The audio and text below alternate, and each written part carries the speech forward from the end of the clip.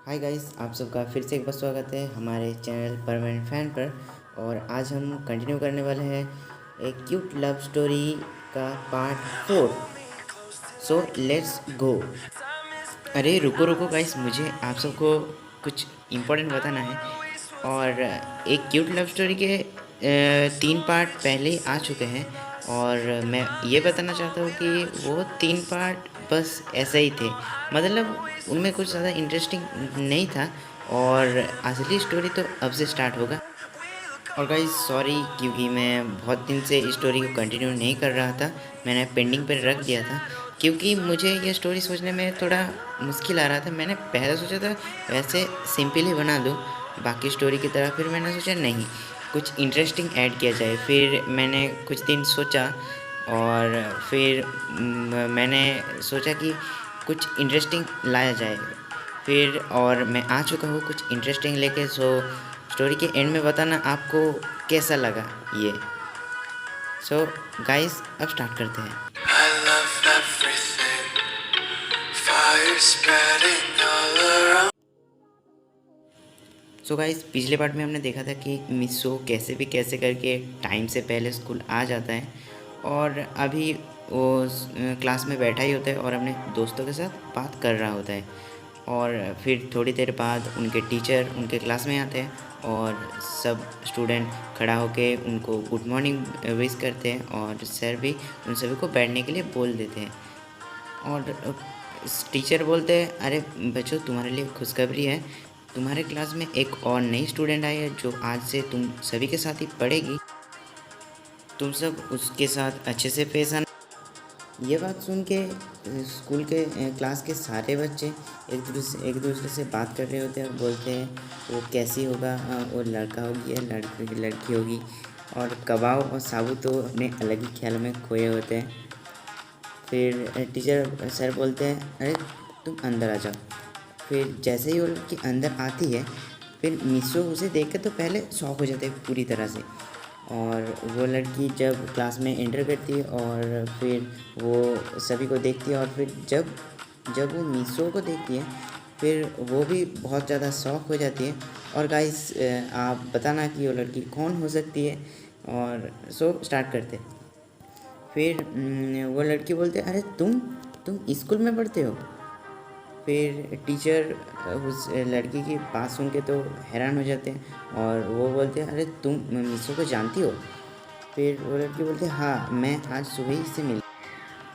फिर वो टीचर को और पूरी क्लास को सारी बात बता देते हैं कि वो मिसो से कैसे मिली। असल में ये वही लड़की थी जिसके भाई की जान मिसो ने बचाई थी। आप सबको तो पता ही होगा, और अगर आपको नहीं पता तो प्रीवियस पार्ट देख लीजिए। फिर उसकी बात सुनकर तो टीचर बहुत ज़्यादा खुश हो जाते हैं मिसो से। और क्लास के सभी स्टूडेंट्स भी मिसो के लिए क्लैपिंग कर रहे होते हैं। और टीचर बोलते हैं, वाह मिसो तुमने बहुत अच्छा काम किया। फिर मिसो बोलते हैं, अरे सर कोई बात नहीं, ये तो मेरा फ़र्ज़ था। फिर वो पूरे क्लास के सामने अपना इंट्रोडक्शन देती है और बोलती है, हाय मेरा नाम लीज़ा है और मैं यहाँ अमेरिका से आई हूँ और मैं आज से आप सभी के साथ ही पढ़ूँगी। फिर टीचर बोलते हैं, अच्छा तो लीज़ा तुम मिसो को तो पहले से ही जानती हो, तो एक काम करो तुम उसके पास वाले बेंच पर ही बैठ जाओ। और गाइस हमें ये पता चलता है कि उस लड़की का नाम लीज़ा होता है। और गाइस लिटरली लीज़ा तो बहुत ज़्यादा ही खूबसूरत होती है। वो जब से क्लास में एंटर करा है तब से सारे लड़के मिसो को छोड़ के सारे लड़के तो बस उसे ही देखे जा रहे थे। और वो ये सुन के खुश हो जाती है क्योंकि वो मिसो को पहले से ही जानती थी और वो जानती थी कि मिसो बहुत अच्छा लड़का है और उसने उसके भाई की जान भी बचाई थी। सो वो मिसो के पास जाती और बोलती है, हाय मिसो मैं क्या यहाँ बैठ सकती हूँ। फिर मिसो बोलता है, हाँ क्यों नहीं, आप बैठिए ना। फिर लिज़ा मिसो के साइड वाले बेंच पर बैठ जाती है और मिसो को बोलते हैं, हाय मिसो तुम्हारा नाम मिसो ही है ना। फिर मिसो बोलते हैं, हाँ मेरा नाम मिसो ही है। और लिज़ा बोलती है, और आज सुबह के लिए फिर से तुम्हें शुक्रिया, तुमने मेरे भाई की जान बचा ली। फिर मिसो बोलते हैं, अरे मैंने आपको बोला था ना कि आप मुझे शुक्रिया बोलने की कोई ज़रूरत नहीं है, मेरा फ़र्ज़ था। और आज से हम तो दोस्त भी हैं ना, सो दोस्ती में नो सॉरी और नो थैंक यू। फिर क्लास स्टार्ट हो जाता है और ऐसे ही कुछ टाइम तक क्लास चलता है और कुछ देर बाद रिसेस हो जाता है। और रिसेस के टाइम क्लास के सारे स्टूडेंट्स लीज़ा के पास आते हैं और उससे मिलती है। और फिर वो सब पूछते हैं, अच्छा लीज़ा तुम पहले अमेरिका में रहती थी? फिर लीज़ा बोलते हैं हाँ, मेरे पापा का ट्रांसफ़र होने की वजह से मैं, मेरी मॉम और मेरे डैड जापान में शिफ्ट हो गए। वो सब आपस में ऐसे ही कुछ देर तक बात करते हैं। फिर लीज़ा बोलती है, अच्छा मित्सो, मैं तो स्कूल में नहीं आई हूँ, तो क्या तुम मुझे स्कूल घुमा सकते हो? फिर मित्सो बोलता है, हाँ हाँ क्यों नहीं, आप चलिए, अभी तो रिसेस भी चल रहा है तो हमारे पास टाइम भी है, तो चलिए मैं आपको हमारा स्कूल घुमाता हूँ। और भाई कबाऊ सबू तो सोच रहे होते हैं कि अरे मिसो कितना लकी है, स्कूल में क्लास में नई लड़की आई और वो है भी इतनी खूबसूरत, और वो मिसो को बोल रही है कि मिसो को उसे स्कूल घुमाने के लिए। फिर साबू बोलता है कि अरे कबाऊ, शायद तुम कुछ भूल रहे हो, तुम मिसो को अपने साथ कंपेयर कर रहे हो। अरे मिसो तो इतना इंटेलिजेंट है और तुम्हें तो पता ही है कोई वो कौन है। फिर कौवा बोलते हैं हाँ हाँ मुझे पता है, सब कुछ पता है।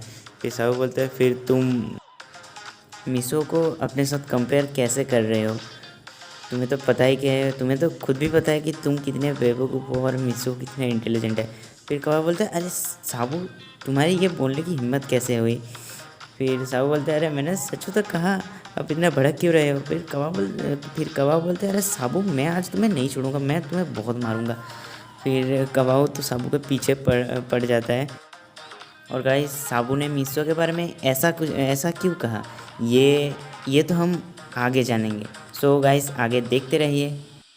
फिर वो दोनों क्लास से बाहर निकल जाते हैं और क्लास से बाहर निकलने के बाद मिसो लीज़ा घुमा रहा होता है। और वैसे ही स्कूल घुमाते घुमाते उन दोनों के बीच में कुछ ऐसी बातें होती है। लीज़ा के दिल में मिसो के लिए फीलिंग बढ़ रहा होता है। असल में लीज़ा ने जब मिसो को पहली बार देखा था तभी उसे मिसो बहुत ज़्यादा ही पसंद आ गया था। और गाइस पसंद क्यों नहीं होगी, क्योंकि मिसो स्टोरी में बहुत ज़्यादा ही हैंडसम और क्यूट है। और मिसो मेरे तो हमेशा मिसो के पीछे ही पड़ी रहती है। और मिसो के बारे में मैं आप सबको कुछ बताना चाहता हूँ कि मिसो स्कूल का सबसे पॉपुलर स्टूडेंट है, सबसे ज़्यादा पॉपुलर स्टूडेंट है। और मिसो जिस स्कूल में पढ़ता है वो कोई आम स्कूल नहीं है, वो जापान के टॉप 10 स्कूल में से टॉप 10 स्कूल के अंदर आते हैं। और आप तो समझ ही सकते हो कि मिसो बहुत ज़्यादा इंटेलिजेंट है और ऊपर से वो स्कूल का सबसे पॉपुलर स्टूडेंट भी है। सो उसके पीछे तो बहुत लड़की मरती होगी। और लीज़ा को वैसे ये सब नहीं पता मिसो के बारे में कि वो स्कूल का सबसे पॉपुलर स्टूडेंट है और वो कितना जीनियस है, कितना इंटेलिजेंट है। लीज़ा अभी तक मिसो के बारे में ज़्यादा कुछ नहीं जानती और ज़्यादा कुछ ना जानने के बावजूद भी वो मिसो को पसंद करती है। तो आप सब खुद ही सोच लीजिए जब उसे मिसो के बारे में सब पता चलेगा कि वो कितना पॉपुलर है स्कूल में और वो कितना इंटेलिजेंट है सब में और सब में माहिर है, फिर वो मिसो को कितना ज़्यादा पसंद करने लगेगी। और ये आप मुझे कमेंट में बता देना। और सो गाइस हम स्टार्ट करते हैं। फिर ऐसे ही वो दोनों घूमते हैं और फिर उनकी क्लास की टाइम हो जाता है और वो दोनों क्लास में चले जाते हैं। और वैसे ही स्कूल ख़त्म हो जाता है। स्कूल ख़त्म होने के बाद मिसो जा रहा होता है और तभी पीछे से लीज़ा आती है और बोलती है हाय मिसो, क्या हम दोनों साथ में घर जा सकते हैं?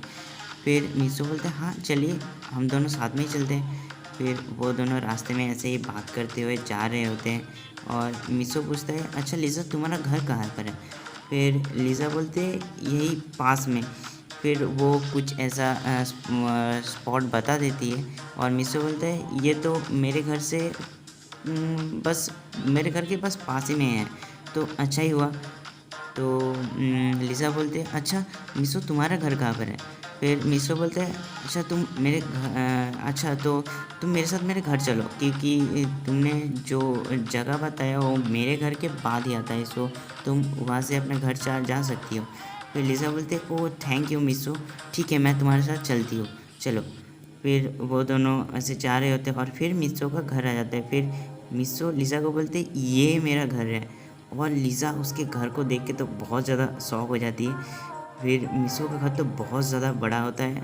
और गाइस मैंने बोला था ना कि मैं स्टोरी में कुछ चेंज करूँगा, तो यहाँ पर मिसो के डैड एक बहुत बड़े फैशन डिज़ाइनर है, और वो जापान का टॉप डिज़ाइनर है, टॉप फैशन डिज़ाइनर।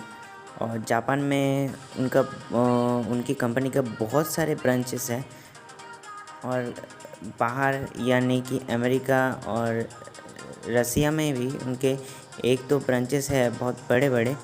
और उनकी कंपनी तो जापान में नंबर 1 है, और वर्ल्ड में भी फैशन डिज़ाइनर के कम्युनिटी में उनका बिज़नेस टॉप 10 के अंदर ही आता है।